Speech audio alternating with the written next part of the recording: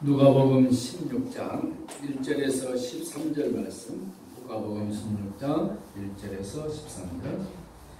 또 제자들이 이르시되 어떤 부자에게 청지기가 있는데 그가 주인의 소유를 낭비한다는 말이 그 주인에게 들린지라. 주인이 그를 불러이르되 내가 내게 대하여 들은 이 말이 어찌 되느냐. 내가 모든 일을 세마라 청지기 직무를 계속하지 못하리라 하니 청지기가 속으로 이르되 주인이 내 직분을 빼앗으니 내가 무엇을 할까. 땅을 파자니 힘이 없고 빌어먹자니 부끄럽구나. 내가 할 일을 알았도다. 이렇게 하면 직분을 빼앗긴 후에 사람들이 나를 자기 집으로 영접하리라 하고 주인에게 빚진 자를 일일이 불러다가 먼저 온 자에게 이르되 내가 내 주인에게 얼마나 빚졌느냐. 말하되 기름 100마리이다. 이르되 내가 내 증서를 가지고 빨리 앉아 50이라 쓰라 하고 또 다른 얘기 이르되 내가 얼마나 빚졌느냐. 이르되 밀 100석이니이다. 이르되 여기 내 증서를 가지고 80이라 쓰라 하였느니라. 주인이 이 옳지 않은 청지기가 이를 지게 하였으므로 칭찬하였으니 이 세대 아들들이 자기의 실에 있어서 빛의 아들보다 더 지혜로움이니라. 내가 너에게 말하노니 불의의 재물로 친구를 사귀라. 그리하면 그 재물이 없을 때에 그들이 너를 영주할 처소로 영접하리라. 지극히 작은 것에 충성된 자는 큰 것에도 충성되고 지극히 작은 것에 불의한 자는 큰 것에도 불의하니라. 너희가 만일 불의한 재물로도 충성하지 아니하면 누가 참된 것으로 너희에게 맡기겠느냐. 내가 만일 남의 것에 충성하지 아니하면 누가 너희의 것을 너희에게 주겠느냐. 집 하인이 두 주인을 섬길 수 없나니 혹 이를 미워하고 저를 사랑하거나 혹 이를 중여기고 저를 경여길 것이니라. 너희는 하나님과 재물을 겸하여 섬길 수 없느니라. 아멘. 우리가 잘 아는 내용이죠. 불의한 재물과 지혜. 예수님께서 누가복음 16장 이 말씀을 하셨는데 이것도 역시 우리가 지난 시간에 살펴봤듯이 비유 속에 담겨서 들려주는 말씀입니다. 오늘 누가복음 16장 1절에서 13절 말씀을 봉독했는데 이 말씀만 딱 떼어서 본다면 참 이해하기 어려운 예수님의 비유 중에 하나가 될 것입니다. 그렇지만 오늘 이 비유를 누가복음 15장과 16장에 연결되지는 5가지 비유 속에 네 번째로 들어있는 비유를 한번 우리가 살펴보면 이 말씀의 풍성한 의미가 무엇인지를 우리가 이해하고 깨닫고 우리 삶에 적용할 수 있는 귀한 말씀이 될 줄로 믿습니다. 본문의 비유는 우리가 흔히 잘 아는 불의한 청지기의 비유입니다. 불의한 청지기가 있었습니다. 어느 날 누군가에 의해서 이 청지기가 주인에게 고발을 당합니다. 그 내용은 무엇이냐면은 이 청지기가 주인의 재물을 마음대로 불의하게 사용된다는 보고를 받게 되고 주인은 화가 나서 이 불의한 청지기를 불러다가 네가 하는 일을 이제 정리하라. 너네 해보다. 이렇게 말을 했다는 것이죠. 이 당시에 이 불의한 청지기가 했던 이 일이 과연 합당한 일이냐 그렇지 않는 일이냐. 이 비유를 지금 누가 하고 있는 것이죠? 예수님이 지금 하고 있는 것입니다. 자, 이 비유를 듣고 있는 대상이 누구입니까? 바리새인과 서기관들과 종교 지도자들과 그리고 그들 앞에 앉아있는 제자들에게 동시에 이 비유를 하고 있다는 사실에 주목을 해야 될 것이고 2000년이 지났지만 예수님의 비유가 지금 이 자리에 앉아있는 똑같은 우리들에게 지금 들려주는 성령 안에서 들려주는 주님의 비유라는 것을 놓치지 말아야겠습니다. 자, 이 본문으로 들어가 보면은 당시의 고리대금업, 예수님 당시의 고리대금업은 철저하게 금지가 되어져 있습니다. 그럼에도 불구하고 사람들은 편법으로 고리대금업을 사용했다고 합니다. 돈을 빌려주면서 미리 이자까지 띄고 빌려주는 거예요. 요즘 사채업자 그렇게 하죠. 100만 원을 빌리면은 선이자를 띄고 차용증서에다가 여전히 동일하게 원금 100만 원을 쓰죠. 그 당시도 그렇게 했다는 것입니다. 불법이죠. 불법인데 그렇게 한 것입니다. 예수님 당시에 올리브 기름 이자가 100%였다는 거예요. 어마어마하죠. 그 다음에 미래 이자가 25%. 오늘 보니까 기름 50만을 빌린 사람은 100% 이자를 치니까 어떻게 되겠습니까? 100만이 되고, 그 다음에 밀 80석 빌린 사람은 이자가 25%니까 역시 100석이 되는 거예요. 이렇게 해서 그 당시에 많은 사람을 착취했던 것을 볼 수 있습니다. 자, 불의한 이 청지기가 주인의 재물을 가지고 자기가 이제 해고될 것을 알고서 사람들을 불러다가 당신 얼마나 빚졌느냐? 기름 100입니다. 그래? 빨리 50이나 써라. 비난 사람이 불러서 당신은 얼마나 빚졌느냐? 했더니 밀 80석입니다. 그래? 빨리 50석에 써라. 이렇게 감해주고 나서 나중에 자기가 해고가 되면은 그래도 애정을 생각해서 자기를 좀 돌봐주지 않겠느냐. 이렇게 자기 나름대로 머리를 쓴 것 같습니다. 자, 우리가 이 대목에서 보면은 이 불의한 청지기가 이런 일을 지금 한 것에 대해서 우리는 그동안 이렇게 많이 이해를 했습니다. 주인의 돈으로, 자기 돈이 아니지만 주인의 돈을 잠시 자기가 맡아서 사용하지 않습니까? 그 주인의 돈을 가지고 다가올 미래, 자기가 해고된 그 이후에 어떻게 살 것인가 하는 준비, 행위, 지혜, 이것이 그 사람에게 얼마나 지혜로웠느냐.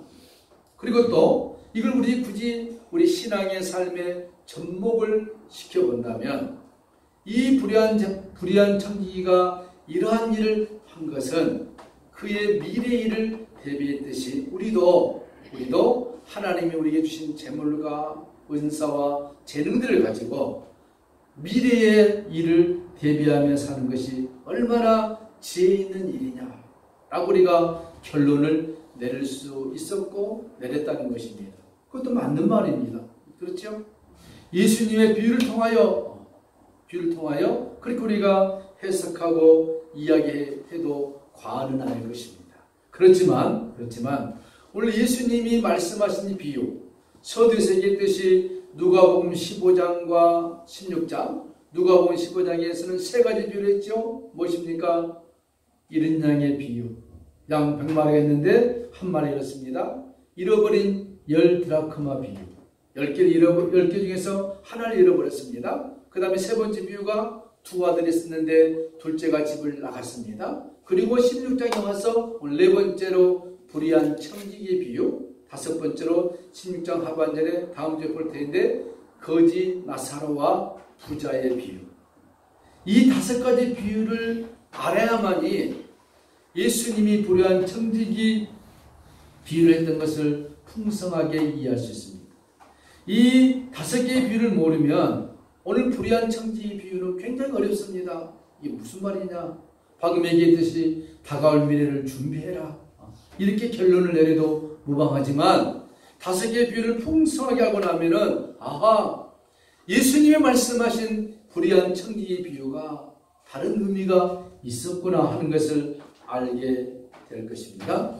자, 본문의 비유는 예수님께서 말씀했듯이 다섯 개의 비유의 선상에 들어있는 네 번째 비유입니다. 우리가 잘 아는 세 가지 비유 방금 얘기했듯이 그것은 무엇입니까? 주제가 있습니다. 그 주제는 무엇이냐면 회개, 선택, 은혜, 긍휼이라는 단어입니다. 여러분 신앙생활 하면서 성도들에게 잊어버리지 말아야 할 단어들이 있습니다. 우리가 일상적으로 먹는 음식 중에 없어서는 안 될 건 뭡니까? 대한민국 사람이면 쌀이 있어야 되겠죠? 김치가 있어야 되겠죠? 국이 있어야 되겠죠? 이 세 가지 빠져버리면 안 되지 않습니까? 마찬가지로 예수님을 믿으면서 우리가 꼭 마음속에 갖고 있어야 할 단어는 회개, 선택, 은혜, 긍휼이라는 단어들입니다. 자, 양 100마리가 있었는데 하나가 잃어버렸습니다. 그런데 한 마리를 목자가 가서 찾았습니다. 찾아서 데려왔더니 예수님은 그것을 말하냐면 이 돌아온 양을 통하여서 그가 회개했다, 그렇게 표현하고 있습니다. 10드라크마가 있는데 하나가 잃어버렸습니다. 하나를 찾아왔습니다. 불구하고 그것을 돌아왔다 해서 회개라고 말합니다. 두 아들이 있었는데 둘째가 집을 나갔습니다. 돌아왔습니다. 그것을 회개했다 그랬습니다. 이해되시죠? 자, 그러면은 주님이 말씀하신 회개라는 의미와 우리가 말하고 우리가 이해하는 회개는 좀 다를 수가 있습니다. 우리는 회개 그러면 어떻게 하느냐? 오늘 내가 세상에 살다가 친구의 권유에서 어느 부흥 집회를 갔는데 부흥사님을 통하여서 말씀의 은혜를 받고 내가 죄인인 걸 깨닫고 펑펑 울어서 그때 나의 눈이 열려서 예수님이 나의 구주인 것을 내가 믿게 되었습니다. 그때 내가 회개했습니다. 그때 우리는 그것을 회개라고 합니다. 맞습니다. 맞죠? 그런데 성경에서 말하는 회개란 무엇이냐? 중요합니다. 성경에서 말하는 회개라는 것은 우리가 어떤 순간에 깨닫는 것이 아니라 이미 창세 전에 세상이 만들기 전에 하나님에 의해서 중요합니다. 세상이 만들기 전에 하나님에 의해서 이미 선택된 자들이 하나님의 나라에 들어와서 하나님의 삶의 원리로 만들어져 가는 모든 과정을 회개라고 합니다. 이해되시나요? 좀 어렵죠? 그리고 회개는 어느 날 갑자기 내가 돌아선 것이 아니라 하나님 입장에서 보면은 세상을 창조하기 전에 하나님이 우리를 택하셔서 우리를 품어주시고 우리를 하나님의 자녀로 만들어가는 과정, 이 모든 것을 회개라. 자, 그렇다면은 그 회개의 주도권, 이 말씀은 에베소 1장 3절 이하의 말씀을 인용해서 한 것입니다. 창세전에 하나님이 우리를 예수 그리스도 안에서 예정했다, 택했다 그랬습니다. 이렇게 말한 것은 무엇이냐? 그 회개의 주도권이 나에게 있는 것이 아니라 하나님에게 있다는 것입니다. 잃어버린 한 마리 양이 돌아왔습니다. 지가 스스로 돌아왔나요? 아니요.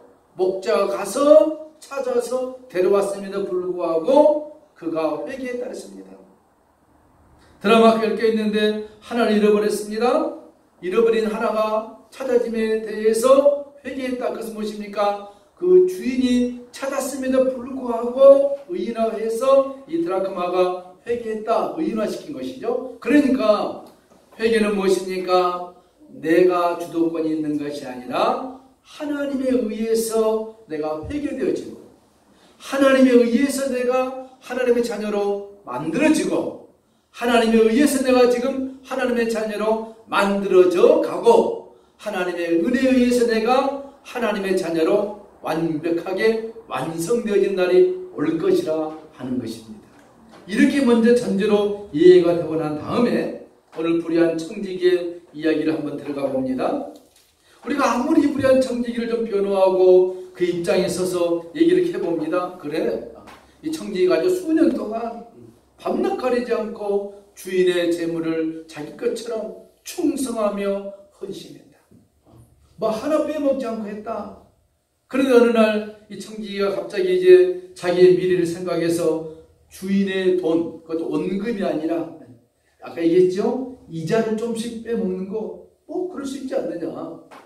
콩고물 떨어진 거 받아먹는 것이 뭐가 죄냐. 라고 우리가 풍성하게 넓은 마음으로 이 불의한 청지기를 좀 이해한다 할지라도 이 불의한 청지기가 했던 그 행동은 처음부터 끝까지 뭡니까?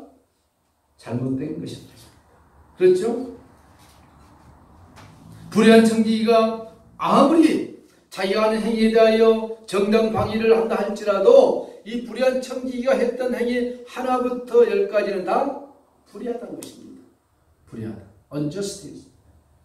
그런데 이 불의한 청지기 이야기를 쭉 하면서 나중에 주인이 듣고 뭐라 하냐면은 처음에는 해고를 시킨다고 통보를 했는데 그 소식을 듣고 나는 이 불의한 청지기가 하는 행동들, 기름 얼마나 빚졌으니까 이러시오, 쓰시오 이런 것을 주인이 딱 듣고 난 다음에 일반적으로 말하면 어떻게 되겠습니까? 불의한 청지를 불러가지고 너 그래도 아직 정신 못 차렸구나, 권장백대를 때리고 해야 할 텐데 이 주인이 뭐라 했습니까? 오늘 성경에 뭐라 했죠? 주인이 그 불의한 청지기를 칭찬했다.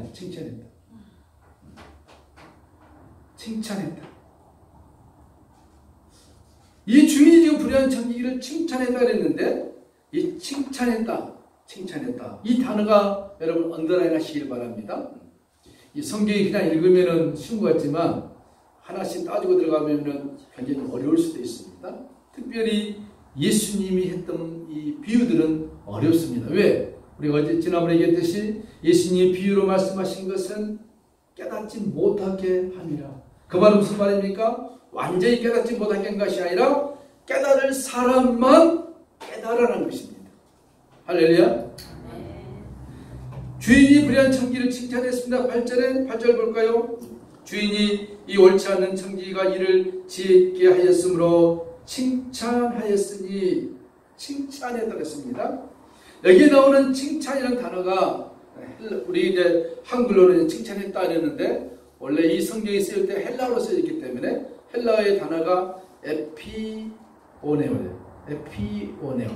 이 말은 무슨 말이냐면은 이 단어가 찬양하다, 칭송하다, 기리다 이런 단어예요. 이 단어는 어디 썼느냐?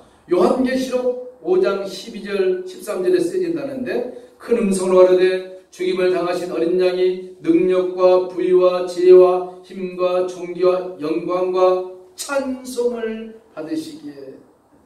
그 다음 13절에도 어린 양에게 찬송과 존귀와 영광과 능력을 세세토록 돌릴지어다. 영광과 찬송, 칭찬, 이때 쓰는 단어가 이 단어예요. 이 단어는 누구에게 쓰여지느냐? 일반 사람에게 사용되는 단어가 아니라 주인이 이 불의한 청지기를 칭찬했다 할 이 단어는 예수 그리스도에게만 사용되어지는 단어입니다. 헬라의 언어를 모르면 이해가 안 되죠. 이 칭찬을 받을 사람은 누구에게 있느냐? 예수 그리스도. 예수 그에게만 칭찬과 영광과 찬송이 돌려지는데, 오늘 본문에서는 바로 그 찬양이, 칭찬이 불의한 청지기에게 돌려지고 있다는 사실입니다. 그럼 좀 감이 좀 이제 오시죠? 자, 뿐만 아니라 이 불의한 청지기가 주인에게 지혜롭다는 칭찬을 들었습니다. 여기 나온 지혜라는 단어도 언더라인하셔야 되겠죠? 이 지혜, 위즈덤, 헬라어로는 프로니포스, 히브리어는 소피아, 이 지혜인데, 이 지혜롭다는 단어도 예수님에게만 사용된 단어예요. 구약에 보니까 잠언 8장에 보면 대저 지혜는 진주보다 나으며, 12절에 나 지혜는 명철로 주소 삼으며, 이 지혜가 누굴 얘기하느냐? 누구를 말하겠습니까? 예수 그리스도를 얘기하고 있는 것입니다. 잠언 3장에도 이는 지혜를 얻는 것이 은을 얻는 것보다 낫고 지혜는 진주보다 귀하니 너의 사모하는 모든 것으로 이에 비교할 수 없도다. 구약의 지혜 다 의인화해서 누굽니까? 예수 그리스도를 상징하고 있습니다. 예수 그리스도가 지혜요 생명이요 삶의 모든 근원이라는 것을 구약에서 밝히고 있는 것이. 그러니까 지금 예수님이 이 비유를 말씀하고 있는데, 이 칭찬과 지혜 이 단어를 사용하신 것은 무엇이냐? 불의한 청지기는 단순히 주인의 재산을 허비한 범법자가 아니라는 것입니다. 의인화시킨 것입니다. 이 안에 누가 있느냐? 불의한 청지기가 하는 그 행위 안에 누구를 지금 나타내고 하느냐면 예수 그리스도의 지혜를 이 비유 속에 담고 있다는 것입니다. 주님이 지금 이 비유를 하는데, 비유를 통해서 그 안에 누가 실제의 주인이냐? 그 누구겠습니까? 예수 그리스도라는 것입니다. 더 들어가 봅니다. 자, 그러면 이 불의한 청지기가 도대체 어떤 모양으로 예수님의 모습을 담고 있는가? 어떤 비유에서 이 속의 소리가 이 불의한 청지기를 예수 그리스도로 이해해도 합당하느냐는 것이죠. 누가복음 16장 그 다음 13절 가보면 이렇습니다. 집 하인이 두 주인을 섬길 수 없나니 혹이를 미워하고 저를 사랑하거나 혹이를 중히 여기고 저를 경히 여길 것입니다. 너희가 하나님과 재물을 겸하여 섬길 수 없느냐? 그랬더니 14절에 바리새인들은 돈을 좋아하는 자라 이 모든 것을 듣고 깨달아야 되는데 비웃거늘. 여러분 그렇습니다. 오늘날도 하나님의 말씀을 듣고 깨닫고 회개하고 주님을 영접해야 함에도 불구하고 세상의 모든 사람들은 하나님의 말씀을 듣고 비웃어버립니다. 롯의 사이들이 농담을 여기고 비웃어버린 것처럼 오늘 수많은 사람들이 하나님의 말씀을 듣고 비웃어버립니다.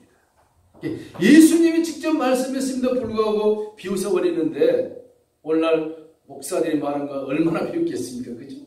세상은 예수님 당시나 지금이나 비슷해요. 그러면서 16절에 뭐랍니까? 율법과 선지자는 요한의 때까지요. 그부터는 하나님 나라의 복음이 전파되어 사람마다 그리로 침입하니라. 이렇게 얘기하고 있는 거죠. 그러니까 이 지금 누가복음의 불의한 청지 얘기만 딱 떼놓고 보면은 이해가 어려운데 지금 갑자기 예수님이 무슨 얘기를 하면은 율법 얘기를 하고 간음 얘기를 합니다. 돈 얘기를 합니다. 이건 단어들과 연결되지 않으면 불의한 청지기 이해하기가 어려운 것이죠. 그리고 이 비유가 거지 나사로와 부자로 해서 연결이 되는 겁니다. 그러니까 오늘 설교는 다음 주까지 들어야 확실하게 이제 드러나야 되는 것이죠. 더 들어보십시다. 자, 우리가 처음에 누가복음 15장 가보면 15장 볼까요? 1절에 모든 세리와 죄인들이 말씀들어 가까이 나오니 바리새인과 서기관들이 숨거리되 이 사람이 죄인을 영접하고 음식을 같이 먹는다. 이게 지금 이 비유를 앞서서 얘기했듯이 누가 지금 듣고 있느냐? 세리와 죄인들이 듣는과 동시에 바리새인과 서기관도 듣고 그 다음에 예수님의 제자도 듣고 있다는 것입니다. 그러니까 예수님의 비유는 좀 어렵지만 잘 들어보세요. 예수님의 비유는 어느 특정한 사람만 들어야 할 것이 아니라 모든 사람이 듣습니다. 모든 사람이 듣는데 그 비유를 깨달을 수 있는 사람은 소수의 사람만 예수님의 비유를 듣고 깨달을 수 있다는 것입니다. 그런 가운데 이 네 번째 불의한 청지기의 비유를 해버린 것은 정말로 이 비유를 깨닫고 이 비유 속에 담겨있는 풍성한 의미가 무엇인지를 영적으로 깨달을 수 있는 사람만이 그것을 자기 것으로 가져가라는 것입니다. 여러분, 이 세상에 금도 있고 은도 있고 보석 있지 않습니까? 많은 사람들이 그것을 다 가져갈 수 있을까요? 아니에요. 소수의 사람만이 그것을 가져간 것입니다. 우리 앞에 하나님의 말씀 성경이 있습니다. 이 성경 모르는 사람 누가 있겠습니까? 매일 우리가 보면서 사는데, 그러나 성경에 담겨져 있는 하나님의 진리의 말씀을 자기 것으로 가져간 사람은 극소수라는 것입니다. 누가복음 15장과 16장의 5가지 비유는 하나님의 은혜와 율법이 무엇인가를 비교하면서 지금 이 비유를 얘기하고 있는 거예요. 율법이 무엇이냐? 복음이 무엇이냐? 이걸 비유하고 있는 거예요. 여러분, 여기서 예수님이 지금 핵심적으로 말씀하려고 하는 것입니까? 불의한 청지기 한 것만 얘기하는 것이 아니라 정말로 너희 앞에 와 있는 나 예수가 누구냐는 것입니다. 이 메시지는 오늘 이 시대를 살아가고 있는 모든 사람이 들어야 할 것이고, 특별히 하나님을 믿는다고 하는 하나님의 자녀들이 정말로 귀 기울여서 들어야 할 내용일 것입니다. 불의한 청지기, 불의한 재물 이렇게 얘기해버리니까 사람들은 그것을 어떻게 연결시킵니까? 돈과 윤리와 도덕으로 연결시켜버립니다. 그래서 예수님은 오늘 누가복음 16장 14절 이후부터 말하니까 바리새인들이 돈을 좋아하면서 예수님의 비유를 갖다가 비웃어버리고 웃어버리죠. 자, 예수님은 지금 불의한 청지기 얘기를 하면서 내가 누구냐? 너희 앞에서 이 비유를 설명하고 내가 누구냐? 내가 율법으로 보이냐? 은혜로 보이느냐? 이 얘기죠. 율법 속에서 주님을 찾을 것이냐? 은혜 속에서 주님을 만날 것이냐?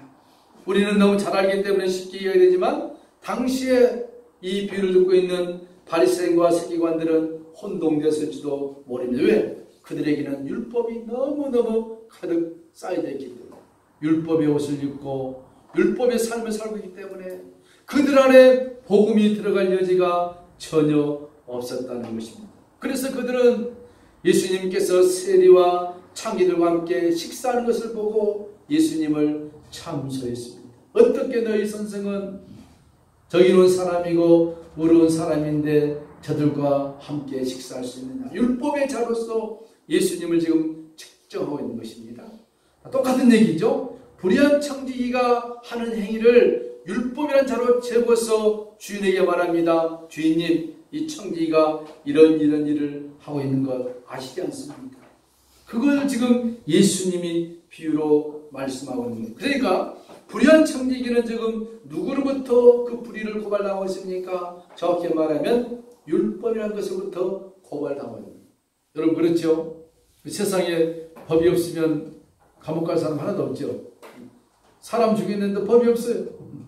남의 물건 훔쳤는데 법이 없어. 아수라기겠지. 이 불의한 청지기도 지금 그가 하는 행위를 율법을 가지고 재고 있는 거예요. 근데 문제는 그 주인이 불의한 청지기간의 행위를 갖다가 재있다. 그게 지금 이 비유를 풀어가는 데 있어서 딱 걸리는 대목이 되는 것입니다.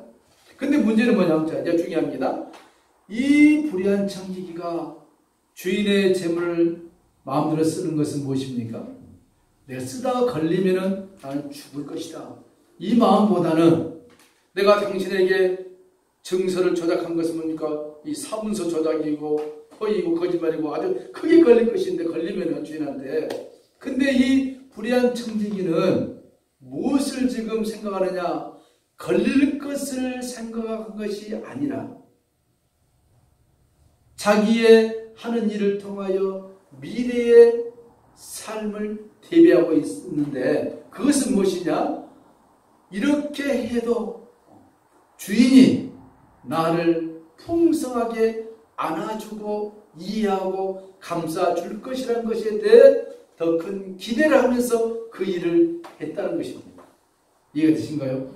그러니까 불의한 청지기를 우리 윤리적이고 도덕적인 자로 재버리면 답이 금방 쑥 나와버리는데 그게 아니라 주님이 이 비유를 한 것은 무엇이냐? 그가 그렇게 한 것은 무엇이냐? 그 풍성한 주인, 그 주인이 가지고 있는 재산이 어마어마한 거예요. 코끼리에게 주는 비스킷 하나 그 중에 좀 띄어서 내가 지금 사용하는데 주인이 어마어마한 부자인데 이것 가지고 나를 죽이겠느냐? 주인의 풍성한 마음과 주인의 널거로운 마음에 자기의 모든 것을 맡겨버리고 있다는 사실입니다. 어렵습니까? 그래서 이 주인이 뭐냐냐? 주인이 이 불의한 청지기를 향하여 칭찬하고 지혜롭다. 그가 하는 행위가 칭찬하고 지혜롭다는 것이 아니라 그의 마음속에 주인을 향하여 어떤 마음가짐을 갖고 있느냐? 그것에 대해서 주인이 이 청지기를 향하여 칭찬하고 지혜롭다 하는 것입니다. 자, 그러면 예수님이 지금 이 비유를 하시면서 얘기했듯이 이 지혜와 칭찬은 주님에게만 사용된 단어인데 이 비유를 한 것은 무엇이냐? 그 앞에 듣고 있는 바리새인과 서기관과 종교 지도자들 그리고 세리와 죄인들 그리고 오늘날 교회를 대표하는 예수님의 제자들 너희가 이 비유를 통하여 들어야 할 것은 무엇이냐? 율법이 아니라 그 은혜 속에 풍성한 어마어마한 은총과 진리와 긍휼을 담고 있는 하나님 아버지를 볼 수 있는 눈이 있느냐 하는 것입니다. 이해가 되신가 모르겠습니다. 자, 그것은 무엇이냐면은 이 비유 속에 장차 인간의 모든 죄를 아담이 지었던 과거의 인류의 모든 죄와 지금 너희들이 짓고 있는 그 모든 죄와 장차 온 인류가 태어나면서 지을 모든 죄를 십자가라는 곳에서 다 포용하고 그 십자가를 안으시고 십자가에 죽으시고 십자가 안에서 승리해버릴 하나님의 영광스러운 엄청난 마음을 이해할 수 있느냐는 것입니다. 이 불의한 청지기가 돈을 썼느냐 안 썼느냐 이게 문제가 아니라 그가 그런 일을 하면서 그 주인의 풍성함과 주인이 가지고 있는 엄청난 그 재물이든 인격이든 그것을 그 청지기가 알기 때문에 자기가 그 물건을 썼다 할지라도 그 주인은 거기에 예민한 것이 아니라 내가 그 주인의 인격이 무엇이며 내가 섬기고 봉사한 그 주인이 어떤 사람인가를 알고 있는 그 청지기의 기쁜 마음에 대하여 주인이 그를 칭찬하고 죄있다 라고 지금 말하고 있다는 사실입니다. 이렇게 한번 얘기해 봅시다. 오늘 예수님 말씀하신 걸 좀 더 이야기해서 이렇게 말합니다. 여러분 축구 선수가 있는데 축구 선수가 공을 잘 차지 않습니까? 어느 날 그 공을 높이 찼어요. 축구공이 높이 올라가면서 막 이렇게 멋있습니다. 그래서 축구공이 생각합니다. 이야, 높이 올라가 보니까 세상이 보이는 거예요. 야, 이게 보통이 아니네. 그럼 나도 한번 날아봐야지 하면서 새들과 같이 축구공이 막 날아다닌다 생각해 봅시다. 그러면은 축구공을 찬 사람의 그 실력은 무의미해지고 공만이 그냥 막 돌아다니니까 사람들이 칭송을 받을 거 아닙니까? 그건 잘못된 것이죠. 공이 올라갔다가 시간이 되면 중력에 의해서 툭 떨어집니다. 그러면 무엇입니까? 공은 역시 공이구나. 저 공을 높이 쏘아 올린 유명한 축구 선수가 대단하다. 이해되시죠? 무슨 얘기냐?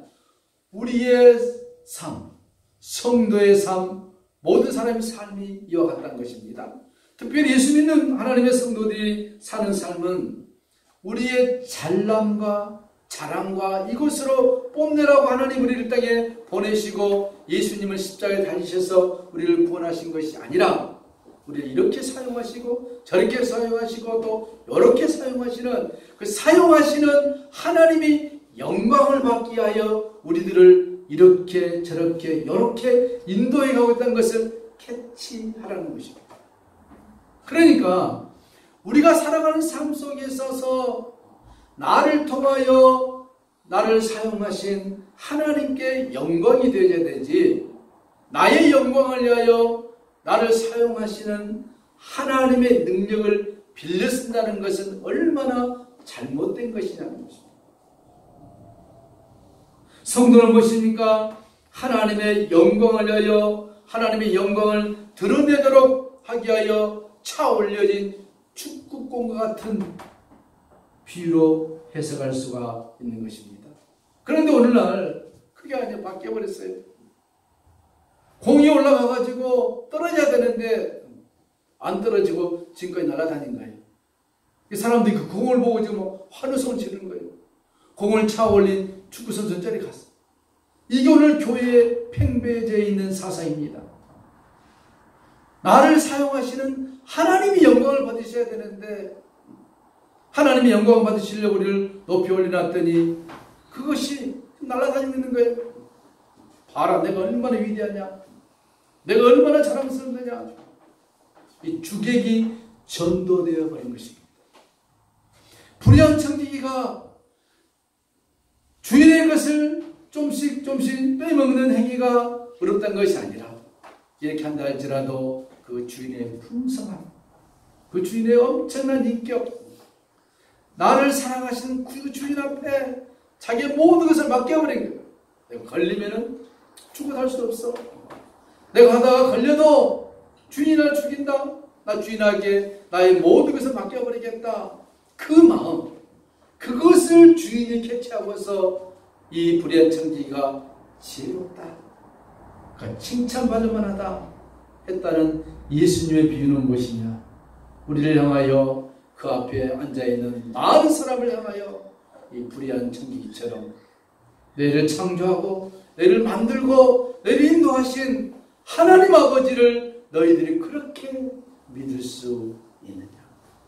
그 하나님 아버지가 누구냐?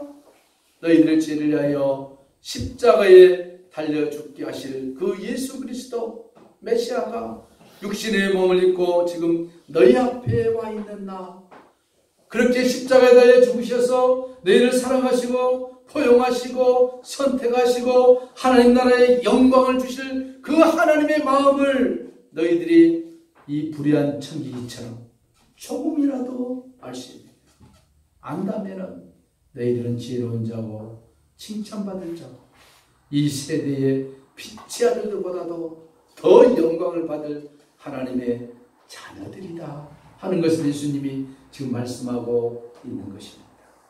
겨우 물질 가지고서 하나님과 바꾸지 말라는 것입니다. 조그만 명예 가지고서 하나님과 바꾸지 말라는 것입니다.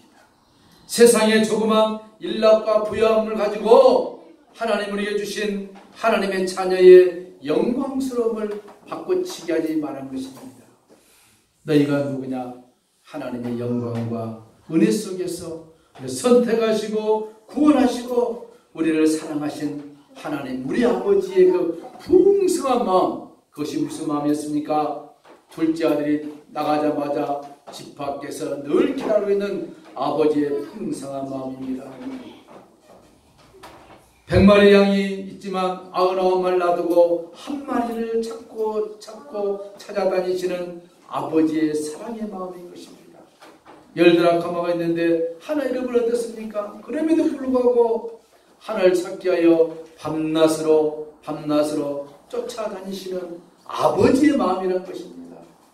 이제 다음 시간에 있습니다마는 거지 나사로와 부자를 통해서 결론이 내려집니다. 이 하나님이 누구냐? 불의한 청지기를 통해서 이 불의한 청지기가 보고 있는 그 주인의 마음, 그것이 곧 무엇이냐? 오늘날 성도들이 믿고 의지하고 살아가고 앞으로 영원히 우리를 인도하실 하나님 우리 아버지의 마음을 깨달을 수 있느냐? 그것을 예수님이 불의한 청지기를 통하여 말씀하고 있는 것입니다. 결론입니다. 집하인이 두 주인을 섬길 수가 없다. 하나님과 물질을 앞에 놓고서 저울질하고 있는 이 시대 성도들이여 회개하라 하는 것입니다. 하나님이 어찌 종한 물질과 비교가 되겠느냐는 것입니다. 기도합시다.